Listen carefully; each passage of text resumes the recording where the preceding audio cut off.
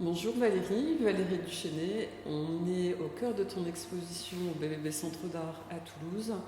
Une exposition qui s'appelle Mettre à plat le cœur au ventre. Il y a une véritable poétique dans le titre qui est une adresse à tout possible visiteur, spectateur.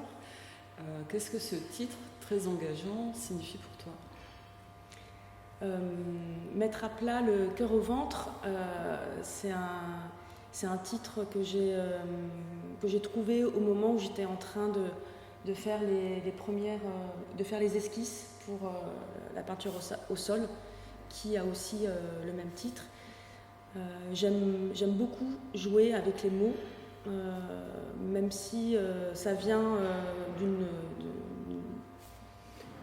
longue histoire que j'ai avec le langage, où au départ j'ai plutôt un manque de mots et un handicap pour dire les choses, pour dire les mots précisément. Et c'est vrai que du coup, dans mon travail, je m'en sers à bras-le-corps et j'aime en fait jouer avec les mots, prendre le temps de les trouver. Donc c'est comme si j'écrivais un texte au moment où je dois décider d'un titre.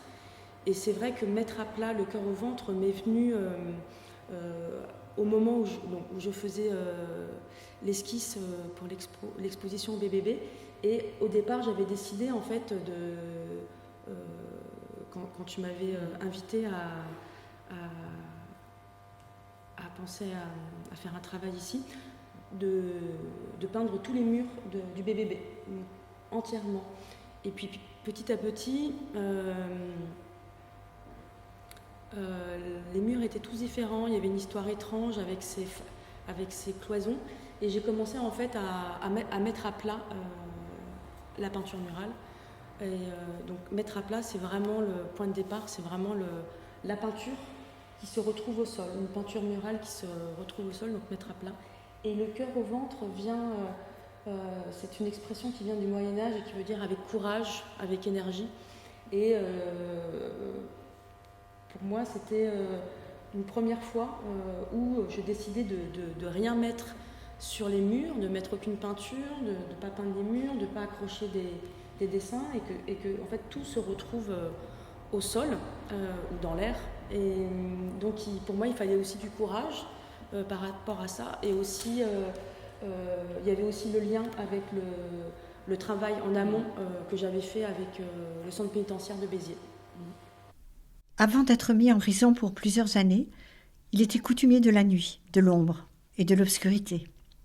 À présent, dès le crépuscule, couché sur son matelas, il regarde ombres et lumières s'immiscer parcimonieusement par la fenêtre et construire par-ci par-là quelques îlots de couleurs sur le gobelet, le lavabo ou les murs de la cellule. Le soleil tourne en même temps que les couleurs, avant d'être remplacé par la lune, qui envoie quelques éclats de neige. En liberté, il savait combien la vie recelait de lumière. Il était sensible à leur fugace apparition. Mais il ne s'en souciait que peu. À présent, il guette toute goutte lumineuse, tant il en mesure douloureusement l'absence. Le point de départ de mettre à plat le cœur au ventre, quel est-il ? Alors, le point de départ, en fait, c'est une expérience que j'ai eue et que j'ai faite pendant 2 ans au centre pénitentiaire de Béziers. Donc, un travail avec des détenus au centre pénitentiaire de Béziers. Et quand tu m'as lancé l'invitation pour cette exposition, je venais en fait de finir ces interventions et j'étais à l'étape de mettre en place le projet éditorial avec l'éditeur Jacques Fournel des éditions de la Villa Saint-Clair. Et pour moi, c'était évident que ça allait être le point de départ de cette exposition. Donc, ce travail avec les détenus, aujourd'hui, on peut le voir dans le livre qui s'appelle En main propre. C'est directement par rapport à l'exposition, ce sont les toupies polychromes, où c'est un travail que j'ai fait avec les détenus sur la couleur, en leur posant des questions sur ce qu'ils pensaient de la couleur en général et dans leur milieu de vie actuel. Et j'avais un certain nombre d'interventions où je rentrais en prison pour les retrouver et pour peindre avec eux des toupies qui vient d'un livre qui s'appelle Le traité de la couleur, que j'ai découvert avec la conservatrice des Beaux-Arts de Toulouse, Anne Jourdain. Et ça a été le point de l'approche pour rencontrer les détenus et qu'on puisse avoir une discussion sur la couleur. Et les constats que j'ai pu voir, en tout cas, c'était le manque de lumière et de couleur qu'ils avaient en étant incarcérés en prison, pendant ou un temps court ou un temps long. Et donc pour moi, c'est ça qui a été le point de départ de cette exposition, c'était de me dire, mais je vais travailler sur le manque de lumière et de couleur que j'ai perçu en prison pendant 2 ans.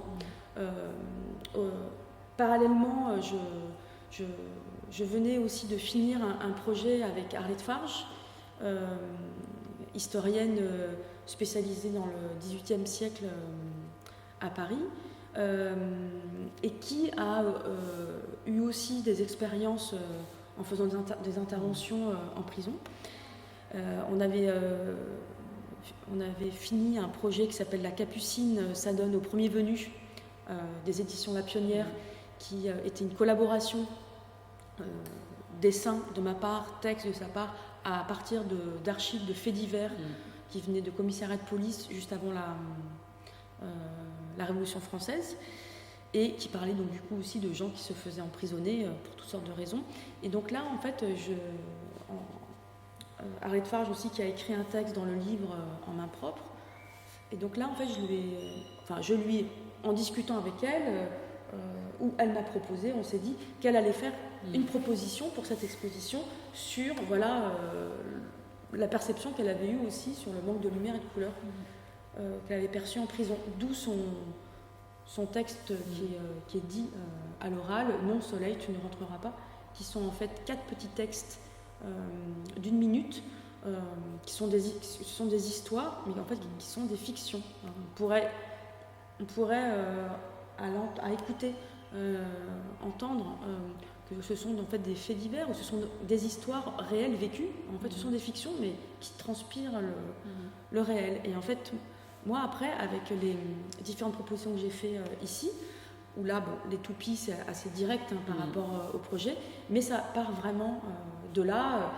Le planning, quelque part, c'est quand un matin, juste avant d'aller au centre pénitentiaire, en voiture, je traverse un arc-en-ciel, donc je me fais la réflexion qu'à chaque fois, c'est toujours un moment beau de voir un arc-en-ciel devant soi. Et je me rendais compte, en fait, qu'au début, quand je parlais aux détenus de la couleur, ils me répondaient assez systématiquement arc-en-ciel. Et au début, je me disais que c'était peut-être un peu, on pouvait parler un peu d'autre chose que d'arc-en-ciel au niveau de la couleur. Et en fait, non, parce que c'est un sujet qui est sans fond. Donc voilà, c'est un peu aussi grâce à eux les détenus aussi, qui, à un moment donné, les choses simples sont aussi intéressantes à travailler. C'est un phénomène qui est tout à fait physique, naturel et tout à fait mystérieux, magique. Et on est peut-être dans quelque chose à la fois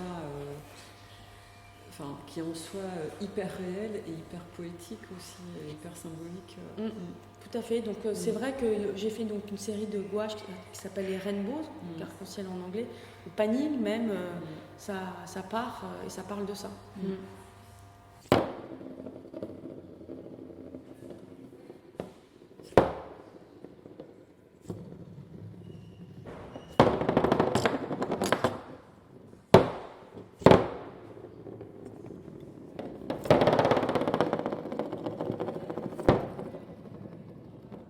Finalement, quand on rentre dans l'espace d'exposition, on s'attend à voir des œuvres. Oui. Et là, en fait, on se retrouve avec l'espace pour ce qu'il est, c'est-à-dire qu'il y a des murs blancs. Donc effectivement, dans un second temps, on va entendre, on va voir des choses d'abord sur des formes indicielles, mais qu'effectivement, on n'est pas sur des formes... j'allais dire autoritaire, ou les formes supposées de qu'est-ce que c'est de la peinture ou l'espace de la peinture dans l'exposition. Oui, c'est vrai qu'on s'y attend pas, parce que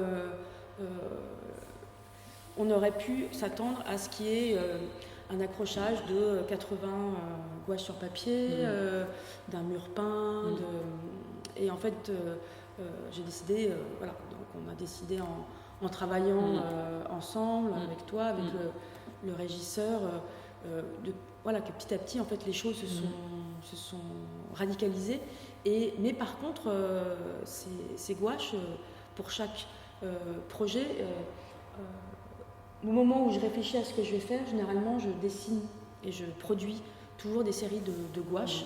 Et donc là, pour l'occasion, j'avais produit 80 gouaches, et dont une a été choisie pour le carton, la série des Rainbow. Et c'est vrai que après, en arrivant ici, en venant plusieurs fois au BBB, j'ai réalisé qu'il y avait un tiers du centre d'art qui était dédié à toutes sortes de bureaux où il y avait des activités pas forcément en lien direct avec l'exposition, mais avec des publics extérieurs, avec des formations. Donc il y avait vraiment une vie aussi avec 10 personnes qui travaillent pas forcément au même moment. Et petit à petit, c'est là où j'ai décidé en fait que c'est de faire un accrochage de gouache dans tous les bureaux du centre d'art, qui permet aussi de montrer une autre façon de voir les choses, et que là c'est vraiment c'est dans la vie, c'est concret, les gens vont travailler dans leur bureau, et en même temps donc il y a un accrochage, une gouache ou plusieurs qui sont dans chaque bureau, où on a accroché la gouache en fonction de l'accrochage déjà de la personne qui avait mis ses post-it, ses calendriers, ses photos. Donc elle vient compléter ou rajouter, et est venue aussi à la fin l'idée aussi qu'en plus de ces gouaches, chaque bureau aurait 1 à 2 pierres peintes, donc des pierres plus petites que celles de l'exposition, et que ces pierres, elles seraient surtout sur les bureaux, donc les bureaux, les tables de travail, pour montrer et pour que ces pierres vivent, c'est-à-dire que la personne de l'accueil, si à un moment donné la pierre est sur un papier ou le répertoire, elle va devoir déplacer la pierre, et donc du coup il y a aussi tout un déplacement de ces pierres depuis là le 11 mai, là on est le 2 juin, là j'ai fait un tour et j'ai vu qu'elle s'était déplacée ou d'autres très peu, mais aussi pour montrer que c'est un autre temps que le temps de l'exposition, que le temps dans un espace d'exposition. Qu'est-ce qui rendrait nécessaire la visite de l'exposition ? C'est tout simplement une expérience physique. Déjà, on n'imaginerait pas forcément que quand on fait de la peinture, on penserait plutôt que ce qui est physique, c'est construire des installations, faire des volumes, de la sculpture. Mais en fait, déjà, rien que de peindre, faire ce travail de peinture, que ce soit au sol ou sur les structures, c'est un travail physique. Et en fait, on peut d'autant plus l'appréhender qu'en le voyant physiquement, en ayant une distance plus ou moins proche face à la peinture qu'on ne peut pas forcément toucher, mais par contre on peut vraiment s'approcher à 3 cm. Par contre, ce qu'on peut toucher, ce sont les toupies polychromes. C'est le seul moment où on peut les appréhender physiquement, les toucher, au-delà que de regarder que de voir les photos dans le livre en main propre. Et ça, c'est aussi une expérience. Une toupie qui est filmée n'aura pas la même couleur que si on tourne une toupie, qu'on la voit de soi-même directement. Et la voix d'Arlette Farge, même si on peut l'entendre dans la vidéo, c'est important de traverser cet espace blanc et de s'approcher du mur et de voir physiquement quelle distance on va avoir avec la voix d'Arlette qui est en train de parler. Et le panning, il faut y rentrer. Il faut y rentrer pour voir ce que ça fait comme sensation. Et en fonction des différentes personnes, il y a des gens qui vont rester très longtemps et d'autres qui vont partir très vite. Et de pouvoir passer d'une pièce à une autre, ça, c'est une expérience physique. On a besoin de cette expérience physique pour appréhender, mettre à plat le cœur au ventre.